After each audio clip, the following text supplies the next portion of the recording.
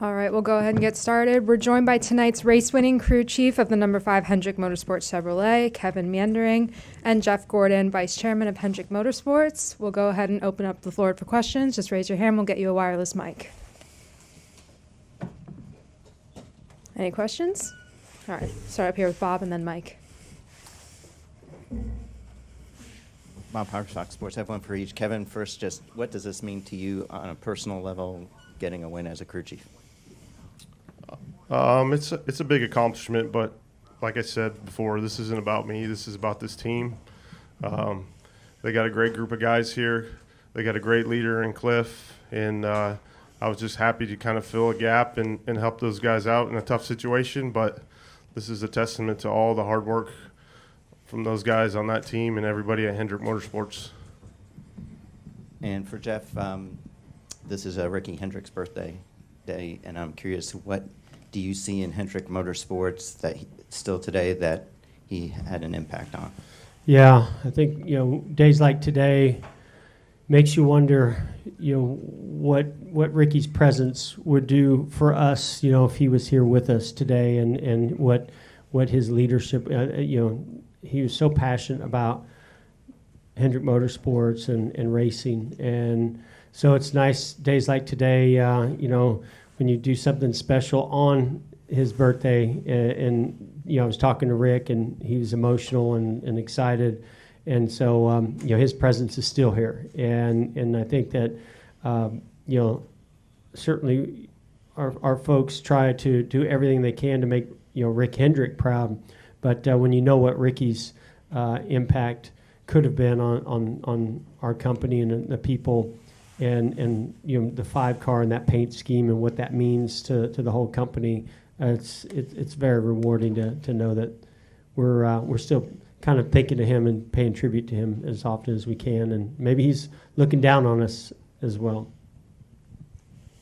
Right, I do want to say one thing about he's going to shove all the credit to me. What I love about seeing a guy like Kevin come in and do this is the depth of our people and our company. We've been put under really, really difficult circumstances with all 4 crew chiefs being out, and just the job that I've watched them do, how they've communicated, getting. I mean, we're lucky we have people that have been crew chiefs that have a lot of experience, but at the same time, with this car, with no practice, no qualifying, there's so much that has to be done to tie everything together. So, great job to Kevin for the hard work that he's put in, as well as he's still doing his other job, too, in that contribution. Mike Emery from NBC Sports. Kevin, with all that was going on there in the last 30, 40, 50 laps, cautions and and all, how were you dealing with the tire question? Was there any doubt that you would come in almost whenever you could to get new tires? Actually, that last set of tires we put on was our last set, so we were starting to run out of tires, but the laps were winding down. It was we kind of planned it out, and we had a strategy going into the race, and then it kind of worked out in our favor. With about 20 to go, we put our last set on, and that's probably late enough in the race where we wouldn't have to worry about having to put another set on. So it just kind of fell in our favor. How dramatic was the fall off 5, 10 laps into it? I mean, you kind of saw with the 19, he didn't have any stickers left there at the end, and he kind of dropped pretty quickly. So there's definitely a lot of fall off, especially the first 5, 10 laps. It's pretty considerable, but we were kind of on the same strategy as majority of the field, so tire-wise, we were in a good spot. All right, we'll go to Nathan and then over here in the middle. Nathan Song with the podium finish. Jeff, this is for you. With Josh finishing second today, obviously he's been in the car the last month or so in place at Chase. Just what's the growth you've seen out of him in these races he's been in the 9 car?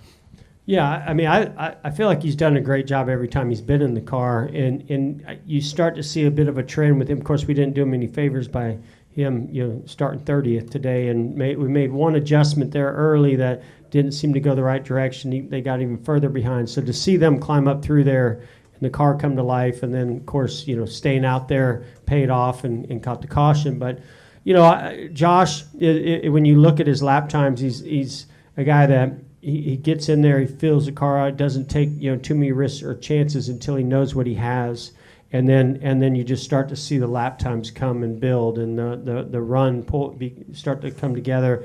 And every time I'm scanning, I kept hearing by the end of the run, hey, those lap times are really good. Hey, those lap times are similar to the leaders. So, he clearly knows how to manage tires and manage a race well. It seems like the longer the race, the better he does. And so, we're really happy with the job that he's done. And certainly, everybody's known his talent. You'll watch him in other forms of racing, late models, but in the Xfinity Series. But when you got to put him in other cars with other teams and other people to really see how far he can take it. So I think he's got a future in the Cup Series. Go over here in the middle. Mm-hmm. Yes, Barry, Richmond, Piedmont Broadcast, and WAKG. That was the question I was going to ask, but Jeff, for you as a driver to driver, what's the significance of this young man at this point to have that level of success with an organization like Hendrick Motorsports? Yeah, most young guys, right, they come in and they have to build up their experience and their knowledge and the confidence and everything else, and hope you get the chance to be in quality equipment. Even when I came in, it was at Hendrick, but it was a whole new team and brand new people, and so it took us a while to build that. To truly measure somebody's talent, you plug them into an existing top caliber team, and that's what has taken place here. And then you say, okay, let's see what you can do. And clearly he's been proving that, he has the talent and the ability, as well as the work ethic. I think, that's what you don't see behind the scenes. He's a quiet guy, but behind the scenes he's doing all the things that he needs to do to get prepared. And he's still running Xfinity too and trying to win a championship over there. So, great job by him. Jeff, Trey Lyle, Virginia Talk Radio Network. Given this week and how, the points penalty got rescinded, you get the 10 playoff points back, and then you end up winning the race. What are the emotions kind of as a team? You get 3 cars in the top 10. William led a bunch of laps today. It has to feel good, kind of. You have 4 cars theoretically earned the most points this week because they got 100 back, and they had a really good day. Well, I'm probably looking at it a little bit different than you are, because I don't know that we should have ever had the points taken away to begin with. But, it's been a good week. It's been really stressful trying to prep for an appeal and not knowing what the outcome is going to be. And we're certainly happy with what the appeals committee came to that conclusion. But at the same time, we feel like we laid out enough information there that it shouldn't have ever happened, or even the monetary side of it and the crew chief side of it. We were really hoping we were going to get all of that back, but we're gonna move on from that, and then we come in here obviously with qualifying raining out that paid off in more ways than one. And good track position, and then fast race cars. And I mean, once the green flag dropped, it's all about those teams executing and doing their job. But certainly quite a few smiles around campus this day, and they've been down with what happened, and so that definitely re-energized our folks this week and coming into this weekend's race. And certainly this win will do a lot for us as we move forward and go to Bristol. Come up front to Al. Yeah, Al Pearson Motor Week. For either of you guys or both, excuse me, have you heard from Cliff yet? And was he in contact with you throughout the day, or Jeff with you, or have you heard from him yet? I've not seen or heard from Cliff. I don't know if Kevin has. No, I haven't either. But I mean, obviously we've been in contact with him throughout the weekend and remotely. So no, this is a big win for him as well as all of us. Yeah, I guarantee you he's jumping up and down and excited. I was thinking about Cliff, though, during the race when Kyle made the contact with Suarez. I was seeing Cliff throw things wherever he was, and then I could see him jumping up, down, screaming and yelling when the win happened. Thank you. All right, well, we'll come right over here.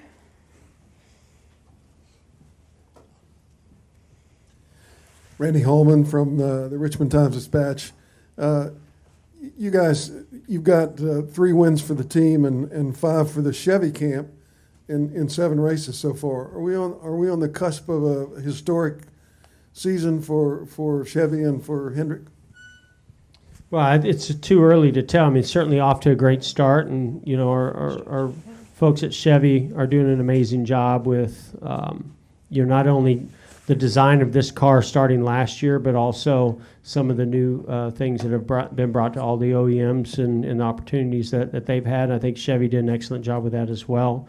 So, and then the job that the teams do collaborating together, sharing information and trying to prepare for each and every race. And they've done an amazing job. You could have looked at that race today, and there were times where the Gibbs Toyotas were the best cars on the long run. You had times when I thought the 22 was really, really good. The 4 was good. So, I think there is a lot of parity out there, but right now, I just like the way that I'm seeing our teams execute and our teams come prepared, and the speed that are in our race cars, and doesn't seem like we're the only Chevy team seeing that, so that's good. Adam Cheek, frontrich.com. Jeff, you're a guy that's won at Richmond before. We saw you come up to Josh and congratulate him after the race. How have you seen him grow in the races he's done with Hendrick, and what did you guys talk about Richmond at all in preparation for this?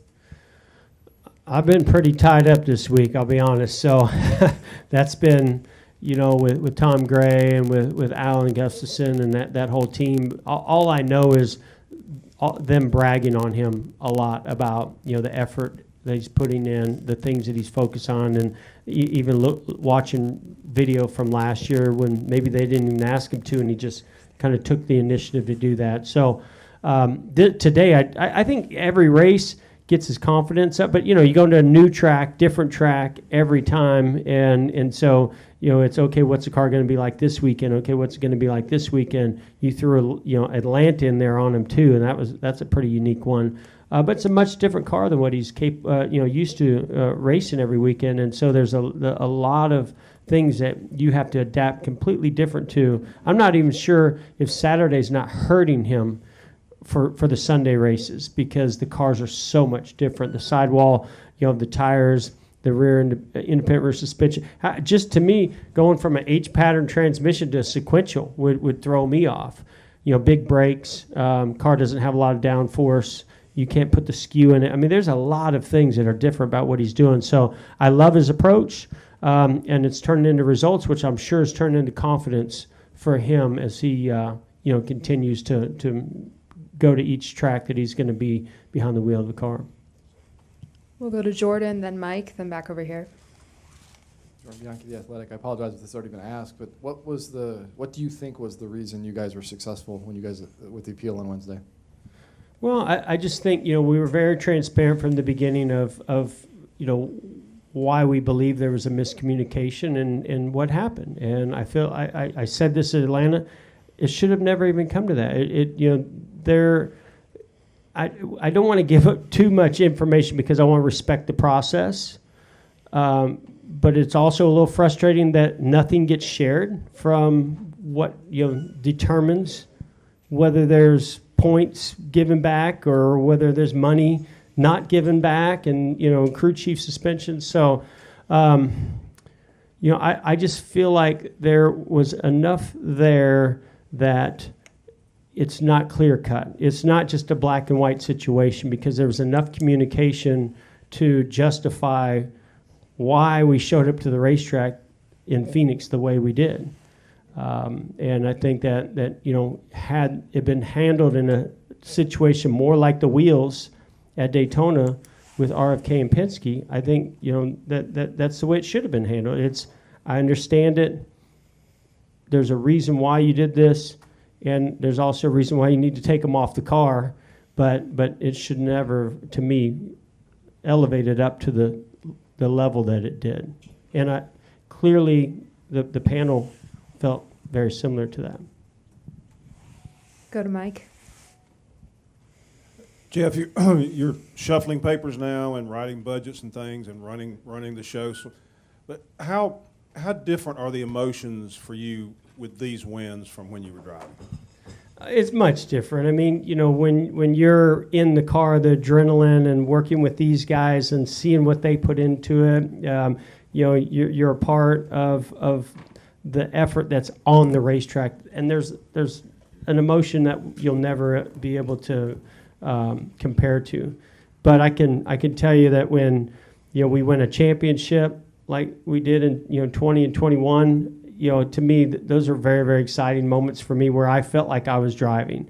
You know, today it's exciting and it's emotional, but it's mainly just seeing these guys do their job and do it well, do it at a high level, and stepping up when the pressure's on, and you know, whether it's a pit call or whether it's a restart or it's a pit stop. You know, whatever it may be, that's you just feel pride. You know, you feel pride in the organization because you see how they work throughout the week, over the off season, and what they're focused on, and then seeing that turn into results. And I know everybody works hard in this garage area and probably deserves to have great results.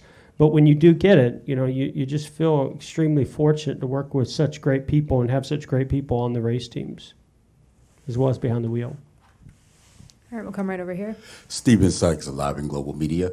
There's been a lot of talk earlier this season about the new next generation cars and, you know, more vent holes for more breathing into the car for safety. How did you feel any of that had any effect towards your strategy for this year's race versus previous races? You want to take that one? Not sure I completely understand the question. There's a lot of changes with the next gen cars, and how did that affect For this year, you mean? Yes. Mm-hmm. Well, I will say this. You know, I think it was the 15 car backed into the wall earlier, and you saw the rear of the car collapse.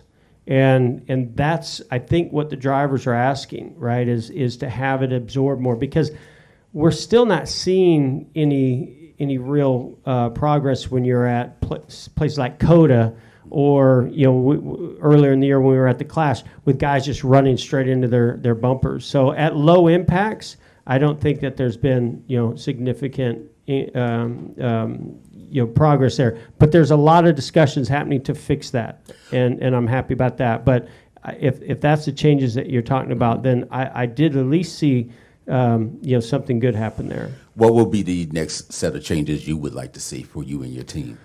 Well, I think there's a lot of technology in head support, foam padding, and absorption, and so they have to do these like drop tests where they, you know, kind of the helmet design, inner padding, the headrest itself, and then I think, and Kevin should be answering it because he knows about structures of car. He's an engineer. I just know from a race car driver, I'm seeing these guys. They're taking these small hits, and their head is whiplashing inside the car, and that's not good. And so I think the rear bumper structure and the front bumper structure is far too stiff still. And so I'd like to see them, you know, find a way to make that a little bit more, you know, kind of gives a little bit more. I don't know if it's in the foam, if it's in the you know, metal structure, because it's all aluminum, you know, structure in there that's very, very stiff. But today we at least saw some collapse in the chassis, which I think needs. I really think that the fuel cell needs to move further forward. That's what's going to probably help. And you know, the Garage 56 car has that. So I think some of the things that we're seeing on the Garage 56 car, we might be able to see that into the future in our cars that we're racing as well. All right, any further questions? All right, thank you. Kevin, Jeff, congratulations.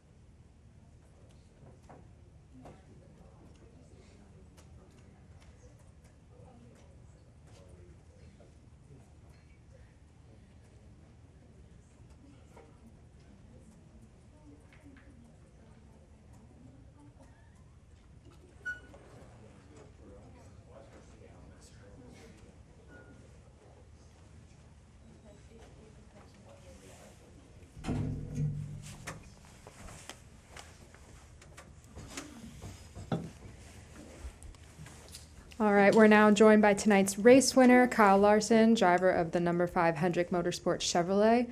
Once again, we'll go ahead and open it up for questions. Raise your hand, we'll get you a wireless mic. Go ahead and start with Bob. Bob Hawkers, Fox Sports. You've had a couple wins slip away this year after you had that damage with the contact with Suarez. Did you think, oh, this is another one of those days? I wouldn't say that ever crept into my mind. I was just kind of hoping and praying that the damage was the reason why I got slow, and obviously couldn't see the damage.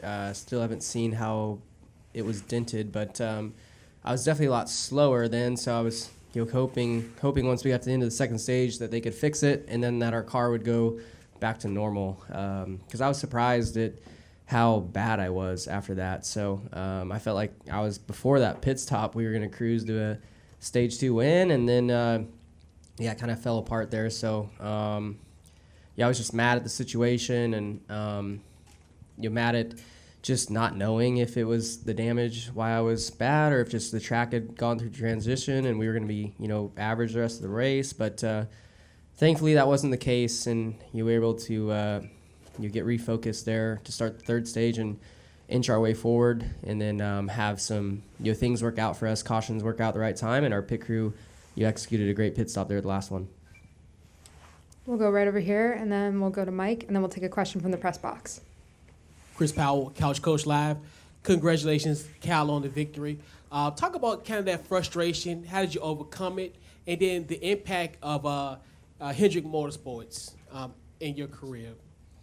Yeah, no, it was, I feel like a lot of the races, even looking at last week, like my race was going good in the beginning, and then, one small mishap turned into me trying too hard, and then I made a lot more mistakes and kind of hurt our day going forward. So, when I was going backwards in the second stage and mad, I just needed a caution to take a break, and then tell myself just to not overreact, and just we still have 170 something laps left or whatever it was, and it's plenty of time to get back to the front. So our car was good enough to do that too. But and then the impact of Hendrick Motorsports has been amazing for my career. Obviously, I've won a lot of races with them, and now a championship in 2021, and it's Ricky Hendrick's birthday today that I learned about as well. So just a great day all around for Hendrick Motorsports. Great week, especially. So a lot of significance to this week, and I'll probably remember it now for a long time. Go ahead. Mike Embry, NBC Sports. Kyle, what was after the incident, what did the car feel like? Was it noticeably different from damage? Yeah, and typically, when you leave from a green flag stop, it feels different, because there's rubber on the track and all that. So, I took off from the green flag stop, and I was like, okay, my car is driving different than it did to start this run. So, and I didn't think that I hit Suarez that hard. It didn't feel that hard for my seat. So I was like, okay, it's whatever. And I was like, man, I'm not good. I was really tight loading into the corner, snap loose off. Lap cars were driving by me. So I was just like, man, like, is this the track change? And then they told me that the damage, and there was just nothing I could do to manage, what I was fighting. And I think when I was tight in the center, it just pissed off my exit and my rear tires, and I was really, really bad, really lacking traction that run. So I was just shocked that the damage did that much to me. But thankfully, it was in an area where they could pop it back out, and our car drove fine after that. And what about the Ricky's birthday and the paint scheme and all that? Is it a extra special thing for you to have all that come together? Yeah, for sure. No, it definitely is.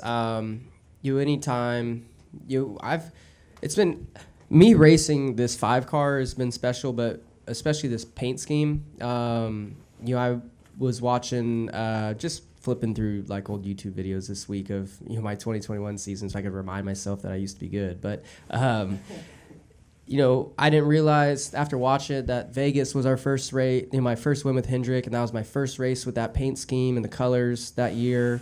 Kansas later on that year was I think it was 17 years to the date of the accident. And then, now this, winning on his birthday. It's all really special, and it's kind of crazy kind of how, things maybe work out, from the power above, things work out that way. So pretty special for sure. And there's a couple other birthdays on our team also. My Jackman, he turned 30 today. My spotter turned 30 today. So just a special day all around, and look forward to celebrating with them. We'll take a question from the press box. Yeah, Joshua Weatherman, Short Track Report. What were your thoughts about the new short track package, and what do you think we can expect when we get back on the pavement at Martinsville? So I thought things felt more normal to like the previous model car. I felt like last year here at Richmond, like you could follow somebody down to the bottom and you would just get so tight. And even if they missed the bottom a little bit in front of you, you'd get tight. But today seemed like, normal. Like you could wrap the paint, if somebody missed the bottom in front of you, you could like throttle up and get to their back bumper. So I just didn't feel as affected behind people in traffic. So I was pleased with that. It seemed like there was more passing. It seemed like there was a little more coming and going compared to last year's races. I'm curious what other drivers think, but I thought it was an improvement. I thought it was an improvement at Phoenix, but I thought it was even more of an improvement compared to the racing we had here last year for this race. So, yeah, I was happy about that. Come right here. Andrew Stoddard, frontstretch.com, Kyle, over here. So it seemed like your close competition pretty much throughout the day were the JGR Toyotas. Were you kind of expect them to be your closest competition, and kind of how did you the Hendrick Chevys compare to the JGR Toyotas throughout the race?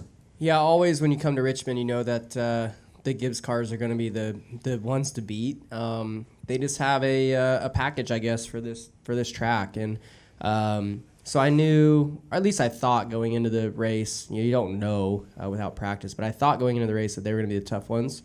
And when I was going backwards into that second stage, a lot of the cars past me were Gibbs cars, so I was like, okay, they're really good, and I could see them kind of chewing up on Williams' lead in front of me, and then ultimately passing him too. So, yeah, they were probably still better than we were today. But this has historically been a really bad track for Hendrick too. So to have all of us run up front majority of the day, come away with a 1-2 finish, lead as many laps as we did between William and I, like it was the best day I think Hendrick's had at Richmond in decades probably. So proud of the effort, and really, really proud of how we've been as a whole organization at every racetrack so far this season. We'll come to Alex, then Barry, then back up to the press box, then over to Nathan. Hi, Kyle. Alex Zetlow of the Charlotte Observer. I found it funny that you said that you watched your highlights from your championship season to prove that you were quote unquote good, or a time when you were myself, not prove. Remind yourself. Can you expound on that? Why did you do it? What'd you learn, etc.? I don't know. Just trying to. I don't know. I was just bored at night the other night, but no, I mean it was a great season, and just kind of like listening to even post-race interviews and kind of where my mindset was at then when I was winning a lot, just to kind of compare to what I think I'm like maybe right now.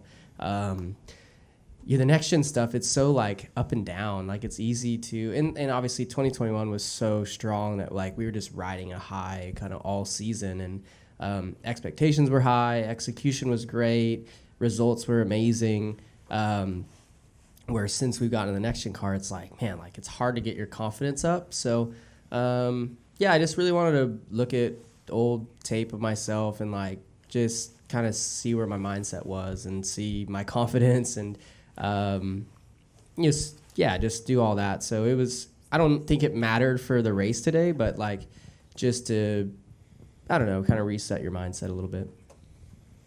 I'll come over here. Barry, Richmond, Piedmont Broadcast, and WAKG.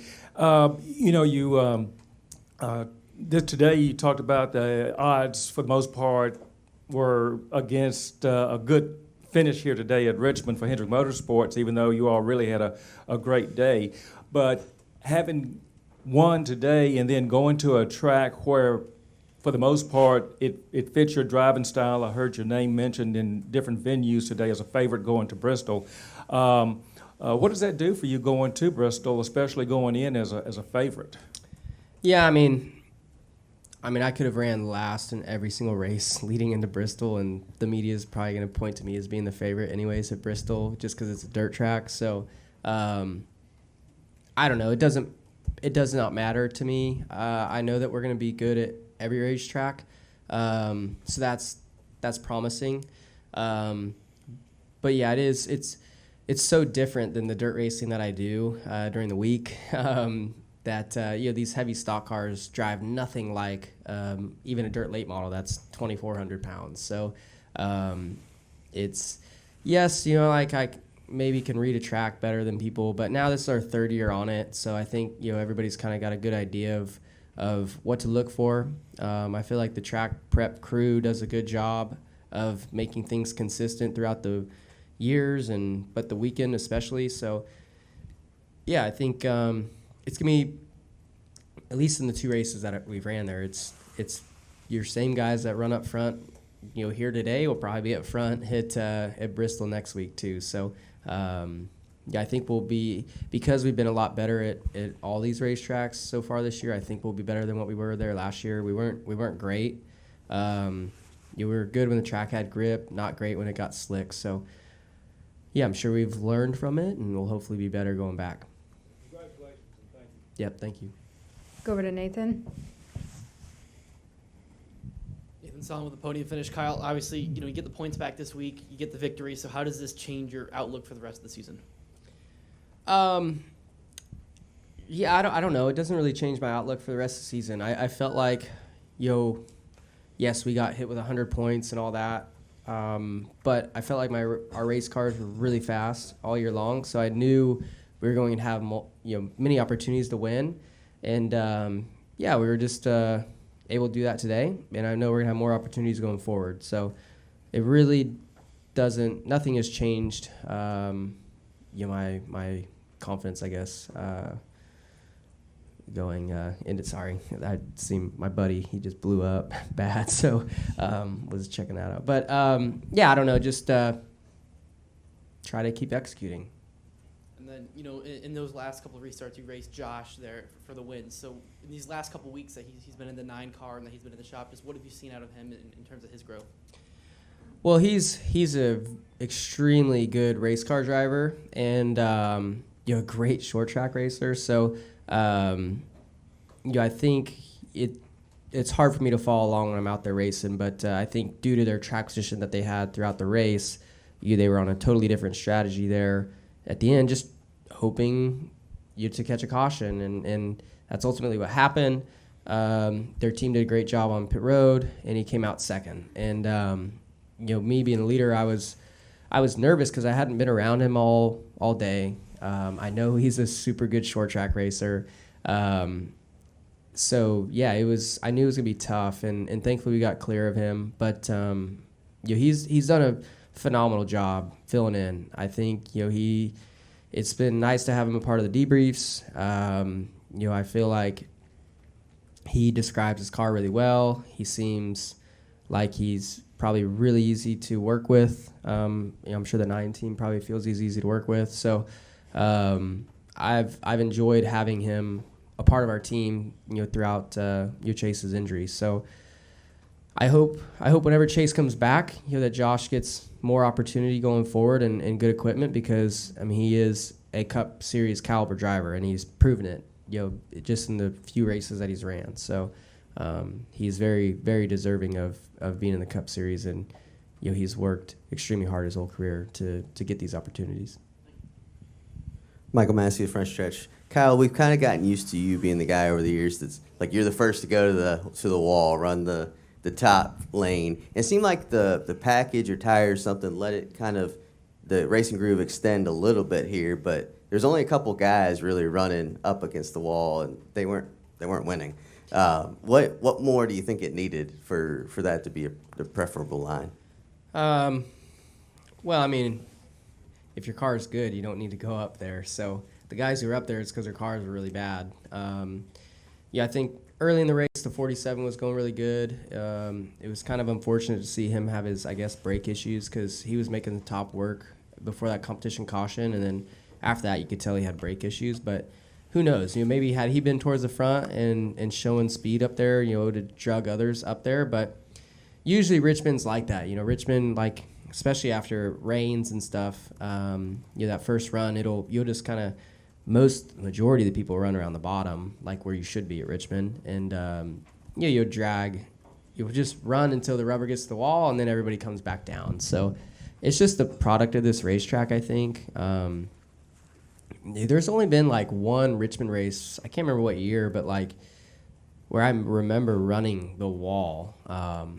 And again, like, I don't want to run the wall at any track. I just feel like, if my car is not handling how I want it on the bottom, I have to find speed elsewhere. But if your car is good, you just stay glued to the bottom. All right, we'll take our final question from Bob. Bob Hockers, Fox Sports. When you're battling Josh Berry there on a late restart, somebody that I assume you haven't really raced against a whole lot, is there any question in your mind like that you don't know what he's going to do? Sure. I mean, as far as like aggression, no, I didn't think of that. But like, I could tell that first restart, he and I, myself both, like that was the first time I restarted on the front row on the inside. So like we both kind of underdrove one, and I got clear of him pretty easy. So when we got that quick caution, I was like, dang, like now he knows how much further he can run the corner and all that. So he did a much better job that second time, and I had to work a lot harder to get clear of him off of 2. So I was more just thinking about 1 and 2, like how we're gonna get through there, and if he's on my right side, he's probably got a pretty good idea how to pass people because he's been in traffic the whole race. So, but thankfully it worked out where I got clear and could kind of just manage my stuff and take care of my tires in case we had another caution. All right. Thank you so much, Kyle. Congratulations.